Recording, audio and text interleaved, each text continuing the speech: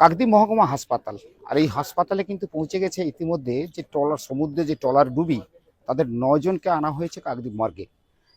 ইতিমধ্যে পরিবারের লোকজন কাছাকাছি নেই ঠিকই, কিন্তু তারা আসবে, তাদের যে মৃত ব্যক্তির শনাক্তকরণ করতে হবে। সেক্ষেত্রে কিন্তু আঁটোসাঁটো নিরাপত্তার ব্যবস্থা করেছে সুন্দরবন পুলিশ জেলা। আর সুন্দরবন পুলিশ জেলার ইতিমধ্যে যদি আপনারা ভিডিওটা দেখেন, যে মর্গের কাছে পুলিশের যারা রয়েছেন তারা সেখানে রয়েছেন। পাশাপাশি এদিকে একটু ঘোরালে দেখা যাবে যে পাবলিক যদি এই জায়গাটায় ঢুকে পড়ে, সেক্ষেত্রে পুলিশ কিন্তু সেই নিরাপত্তা দেওয়ার ব্যবস্থা করেছে। তবে এই জায়গায় অর্থাৎ কাকদ্বীপ যে মর্গ, সেই মর্গে যে ইতিমধ্যে বাড়ির লোকেরা আসবেন তার জন্য অপেক্ষা করছেন, যেহেতু পুলিশ প্রশাসন তারা দাঁড়িয়ে রয়েছে।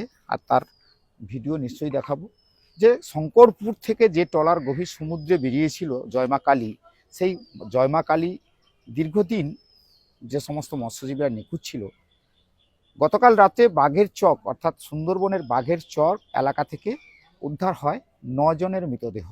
আর সেই 9 জনকে আনা হয়েছে আজকের কাকদ্বীপ মহকুমা হাসপাতালে। আর তার বেশ কিছু ছবি আমরা তুলে ধরেছি। এখন আমরা দেখাবো আপনাদেরকে যে এই মর্গে যে নিয়ে আসা হয়েছে সেই ছবিগুলো দেখাবো, এবং তার পাশাপাশি নিরাপত্তার যে রয়েছে কাকদ্বীপ মহকুমা হাসপাতালে সেটাও আমরা দেখাবো। চোখ রাখুন আর দেখতে থাকুন।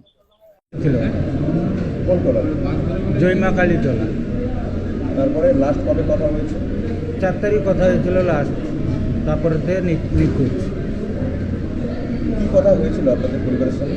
কথা মানে আমাদের তো সঙ্গে না, যে সমুদ্রে যে ট্রলারগুলো থাকে ওদের সঙ্গে কথা হয়েছিল।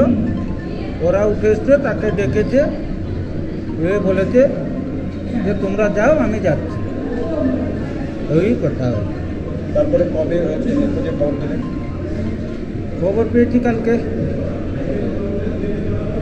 তাদের পক্ষ থেকে, ইউনিয়নের পক্ষ থেকে। ইউনিয়ন পক্ষ। এখন কি আপনাদেরকে ডাকা হয়েছে তাই জন্য এসেছেন? আইয়া আপনাদেরকে ডাকা হয়েছে এখানে তাই জন্য এসেছেন? দাদার নাম কী রয়েছে?